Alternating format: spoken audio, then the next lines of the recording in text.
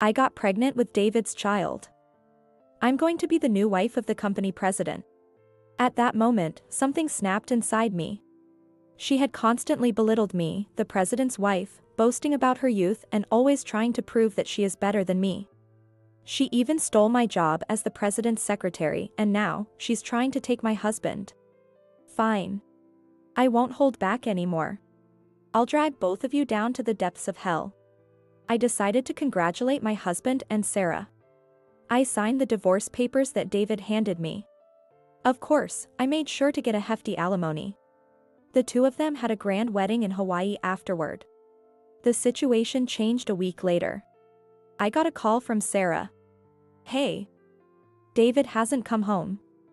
You were his wife, so you must know where he is. Sarah's panicked voice. I smiled wryly at the predictable turn of events. Oh, I didn't tell you, but he... What? I exposed my husband's shocking hidden side. My name is Emily Anderson. I am a 58-year-old working wife. I work as the president's secretary at my husband David's company. At 6 a.m. I wake up earlier than my husband to make breakfast. I head to work alone and clean up and tidy the president's office. This has been my daily routine. I want David to work in a pleasant environment. At 8 a.m. David arrives at the president's office. Oh, thanks, Emily. You cleaned up again today? I walk over to him and fix his tie. It's nothing, dear. You want to work in a neat office, don't you? Haha, yeah, I do. David and I had an arranged marriage. Though we were not blessed with children, we've managed to support each other and live together harmoniously.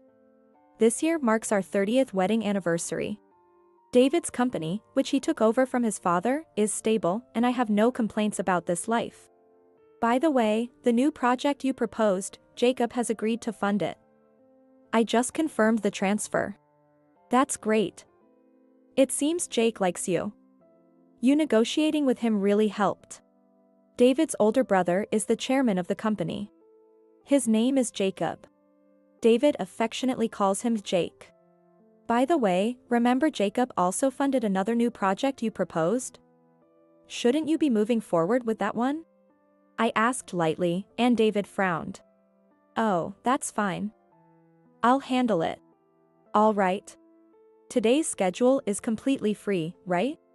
Yes, as you requested it. David smiled with satisfaction. Good. I have someone I want to introduce to you. I'll bring them here, so wait here please. Got it.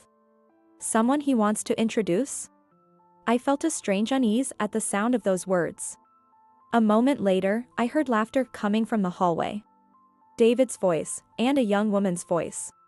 As I tilted my head in confusion at how friendly they sounded, the door to the president's office opened. Sorry to keep you waiting, Emily. David said with a happy face. But I couldn't respond to him. I was fixated on the woman standing next to him. She was very young. Her hair was almost blonde, and she wore a miniskirt that revealed her thighs and a camisole with a plunging neckline. It was as if she were dressed for a night out. But she pulled off the look effortlessly, and I was shocked, thinking, so this is what youth looks like. This is Sarah. She'll be working here starting today. Nice to meet you. I was stunned. Is this a joke? Being introduced to a young woman by my husband. Even that alone is enough to give me a heart attack. Moreover, we don't hire fresh graduates. Excuse me, but how old is Sarah? She's 23. The other day, she approached me at a bar where I was with friends. We hit it off, and her youth and energy really invigorated me. Don't you think having someone like her will boost our staff's motivation? Right? Ah, yes. He must be serious. In the face of my husband's beaming expression, I was at a loss for words. Well then, Emily. Teach Sarah the ropes. Wait, Sarah is going to work as a regular employee, right? So, she should. Oh, I forgot to mention. From now on, we'll have 2 secretaries. So please teach Sarah the secretary duties. 2 secretaries? Is that really necessary? Come on. You're getting older.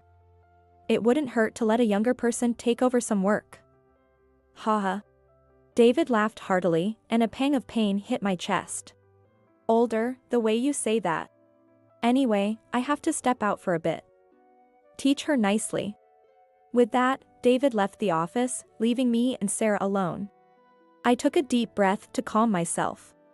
David has a tendency to rush into decisions. And he usually ends up regretting it alone. This has happened many times in our marriage. No matter what I say now, it's useless. For now, I'll just go along with it. It will inevitably fail anyway. Hey, Mrs. Anderson. Sarah tapped my shoulder. Yes? How old are you? Since I had asked her age, I felt it only fair to respond honestly. I'll be 58 this year. But my sincerity didn't seem to reach Sarah. No way. You're the same age as my grandma. Mrs. Anderson, you never know when you might just drop dead. Still working at your age, how sad. I gave a wry smile.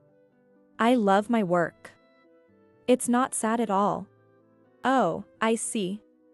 David must be the one who is sad. Whether at home or work, he's stuck with an old hag all the time. That's really pitiful. Her continuous stream of insults made my face twitch. What exactly are you trying to say? What? You don't get it? I guess old age really does slow you down. Sarah sighed dramatically and then said clearly. I'm saying that being young and beautiful puts me above you, you old hag. Understand? Her beaming smile made me shudder. I couldn't stay silent any longer. You need to learn some manners. Oh, are you angry?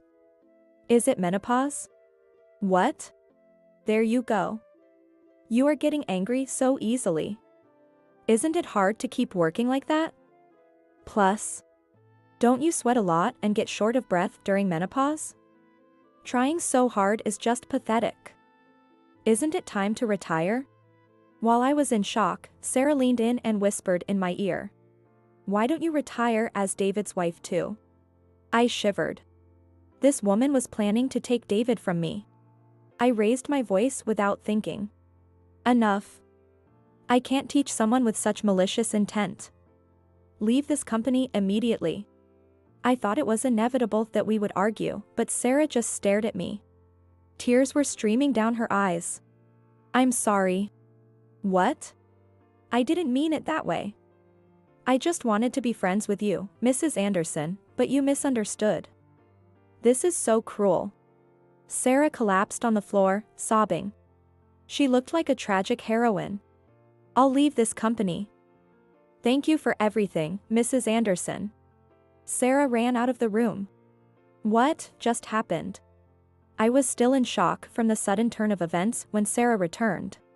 She brought red-faced David with her. What have you done? David's sudden shout made me tremble. What's going on, dear? Sarah told me. You yelled at her. She was being extremely rude, so I... Don't lie. I heard your argument. What? Sarah had recorded our argument on her phone. The recording started right when I began scolding her, making it seem like I was berating her for no reason, reducing her to tears. So that's why she apologized so willingly back then. And even cried. I bit my lip in frustration. You don't believe me, do you? Believe you. Sarah came to me in tears, and there's a recording. It's obvious whose words are more credible. A secretary who bullies employees is fired as of today. What? I couldn't believe my ears. I've supported David both at home and at work all this time. And now, he's choosing Sarah, who just joined the company, over me. Wait a minute, then who will do the secretary's work? Sarah, of course. That's impossible. And you, what about Macau? I stopped myself from saying more. I tried to rephrase it in a way only David and I would understand. You know, your hobby. I can handle that myself. I'd rather have the pure and cute Sarah than a lying, aging wife like you. Isn't a young and beautiful woman more suitable for me? David looked at Sarah beside him with a pleased expression. Sarah looked up at David with a sweet smile. Then she turned her gaze to me and stuck out her tongue just a little. I protested to David repeatedly, but he wouldn't listen at all. Being a secretary is not easy. Even when I insisted that Sarah couldn't handle it, he dismissed my concerns, saying I was exaggerating or that they wouldn't know until they tried. He probably thought he was a knight protecting his princess. His behavior was unbefitting of someone running a company, and I was at a loss for words. In the end, David threw away my personal belongings from my workspace. He replaced them with new desks and cute stationery for Sarah. I realized it was meaningless to resist any longer. I decided to leave the company to avoid wasting any more effort. However, David didn't come home that night. Nor did he respond to my messages. At first, I thought he was just angry with me, but as a week, a month, and then 3 months passed, I started to worry. One day, David called me to the company and I headed to the president's office. Maybe he's finally realized how hard the secretary's job is? Is he planning to fire Sarah and ask me to return? With a slight glimmer of hope, I knocked on the president's office door. "Come in." When I opened the door, I couldn't believe my eyes. David, smiling happily, was holding hands with Sarah. They both laughed at me, looking amused. "Long time no see, Emily. I have some big news today." "What is it?" "Actually, Sarah placed her hand over David's mouth. "Let me say it. I want to thank Mrs. Anderson too." "All right." David nodded deeply, and Sarah turned to me with a radiant smile. "We're getting married." "Mrs. Anderson, thank you for taking care of my husband all this time." "What?" I was shaken, and David gave an embarrassed smile. "Well, I thought it was pointless to hide it. I'm ready to start a new life. You're getting old. And it would be better for you to live quietly alone." "What? You can't just..." I felt the blood drain from my face. "Hold on, Mrs. Anderson. We're not done yet. Here, a present for you." I even went to the convenience store to make copies. Sarah handed me several sheets of paper. They were black and white printouts of photos. I felt nauseous when I saw them. "These ultrasound pictures? No way." Sarah nodded slowly and gently stroked her belly. She approached me and whispered in my ear. "I am pregnant with David's child. I'm going to be the new wife of the company's president." At that moment, something snapped inside me. She had constantly belittled me, the president's wife, boasting about her youth and always trying to prove that she is better than me. She even stole my job as the president's secretary, and now, she's trying to take my husband. Fine. I won't hold back anymore. I'll drag both of you down to the depths of hell. I decided to congratulate my husband and Sarah. I signed the divorce papers that David handed me. Of course, I made sure to get a hefty alimony. The two of them had a grand wedding in Hawaii afterward. The situation changed a week later. I got a call from Sarah. "Hey. David hasn't come home. You were his wife, so you must know where he is." Sarah's panicked voice. I smiled wryly at the predictable turn of events. "Oh, I didn't tell you, but he..." "What?" I exposed my husband's shocking hidden side. "He has a favorite hobby. He's probably in Macau right now." "Macau? Haven't you heard? Macau has big hotels with casinos. David goes there whenever he has free time." Sarah gasped. "Wait, does that mean..." "Yes. David is probably gambling his life away. I used to carefully schedule his time to keep him from going overboard. It seems he didn't want the new secretary to know about his bad habit of wasting money on gambling." Sarah was too shocked to respond. I chuckled. "You know, I should thank you." "What?" "David only got into gambling in the past few years. A new business associate introduced him to it." "So what?" "Before you came along, I still had a bit of affection for David. I was worried about him falling into ruin. But now, I'm completely over it. You've taken that worthless man off my hands and even paid me alimony. Thanks to you, I can enjoy my second life." I laughed heartily. I heard heavy breathing on the other end of the line. You old hag. Don't get cocky. Goodbye. You're in for a tough time now, the wife of president. I said this sarcastically, then hung up the phone, ignoring Sarah's shouting on the other end. A few days later, while relaxing in my new apartment, the doorbell rang. A delivery? I don't remember ordering anything. Suspicious, I looked through the peephole. There stood my ex-husband, David, red-faced. I know you're in there. Emily. How dare you tell Sarah about my gambling? Ah, the gambling. Understanding, I opened the door and invited David in. He must have hired a detective to find me. If I ran now, he'd just chase me again. Better to settle this here and now. I had important information to tell him. I prepared a folder with documents before opening the door. Long time no see, dear. I smiled gracefully. What's with the long time no see? You destroyed my family, and you can still smile? David shouted, getting close to my face, trying to intimidate me. But such tactics wouldn't work on a wife who had been with him for so long. Oh my, why is your face so red? What happened? It's none of your business. I chuckled. He was here just to vent his anger. But I could easily guess what had happened between them. You probably had a fight with Sarah, right? Shut up. Sarah must be furious that you're spending most of your income on gambling. She probably told you she'd control your salary and put you on an allowance. David froze, looking stunned. Huh, how do you know that? Did you bug our place? He asked seriously, which made me laugh out loud. Because you said the same thing to me when I found out about your gambling. You told me. What's wrong with spending the money I earned on my hobbies?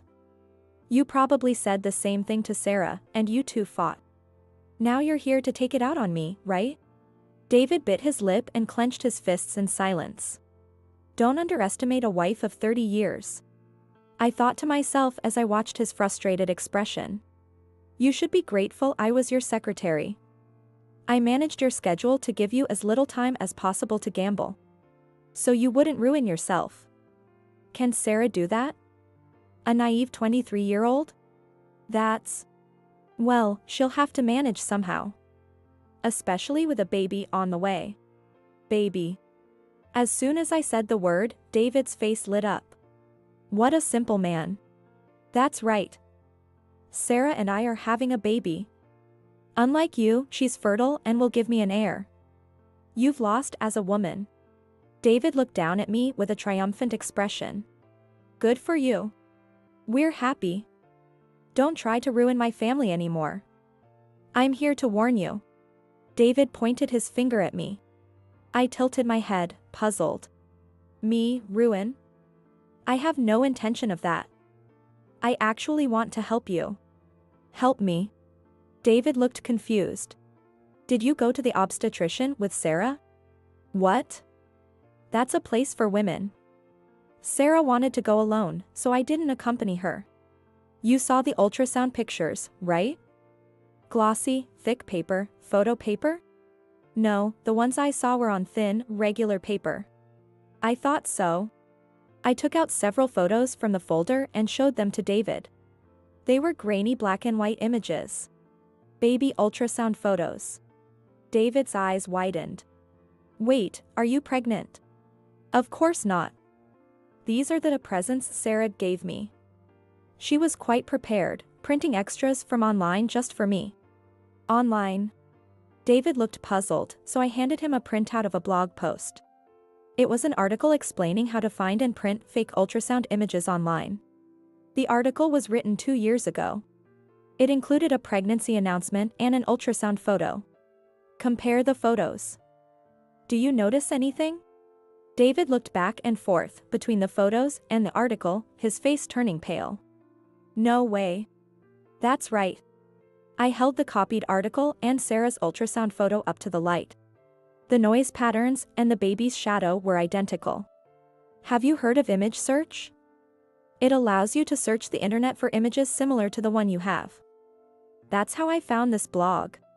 She must have copied the article and neatly cut out the photos. Then, the pregnancy. David's face was now white as a sheet, and he looked like he might collapse.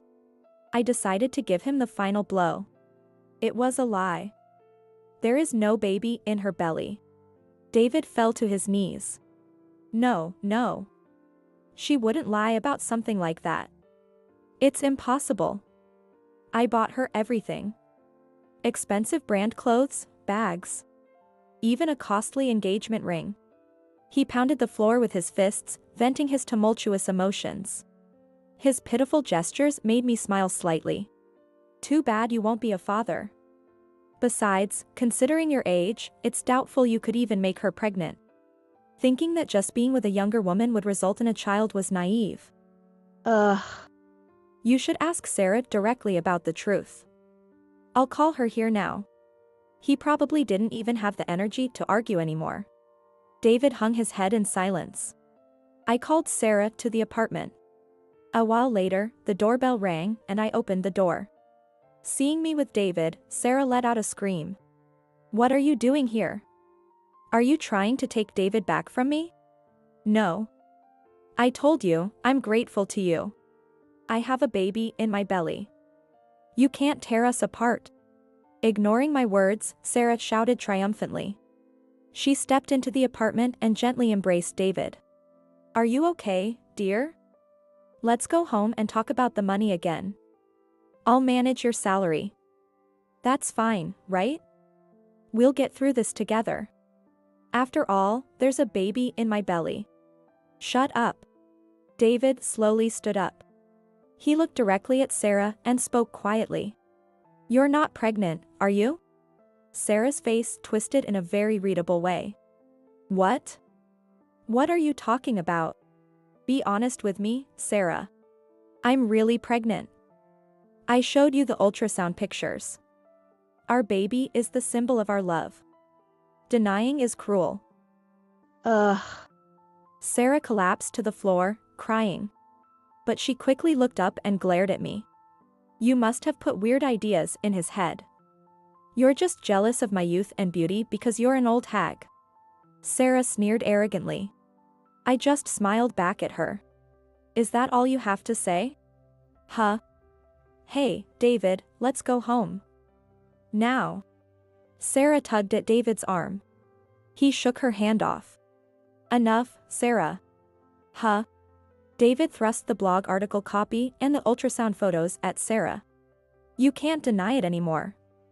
I trusted you. Why did you lie to me? When you said you were pregnant, I was so happy I actually cried. Sarah's expression suddenly went blank. David, she said softly. What? Sarah's eyes welled up with tears as she looked up at David. I just wanted to test your love. I was afraid you were just playing with me. So I said I was pregnant. And you said you wanted me to have the baby. I was so happy. Seeing Sarah's radiant smile, David couldn't help but look somewhat pleased. So, you lied because you love me? Yes. And we can still have a baby. Imagine a child with my beauty and your brains. They'll inherit the company and make lots of money. That's not going to happen. I interrupted their little fantasy world, bringing them back to reality. Hey. We were in the middle of something. Do you really think this man has money? I asked calmly. Of course, he's the company's president. True, the company has been in the family for generations and is doing well. But that's the company. This man is a gambler. You can figure out the rest. What? Sarah's face turned pale as she clung to David. Hey, David, you're rich, right? You told me you had plenty of money and that we'd live a wealthy life after marriage. David, under pressure, stammered. Yes. I lost some money at the casino, but we'll start a new business soon and make a fortune. What are you talking about? I pointed out David's lie. I know there are no plans for a new business. What do you mean? Remember the funds we got from Jacob recently? Where did that money go? You didn't use it to buy brand clothes and engagement ring for your new wife, did you? I glared at David. No way.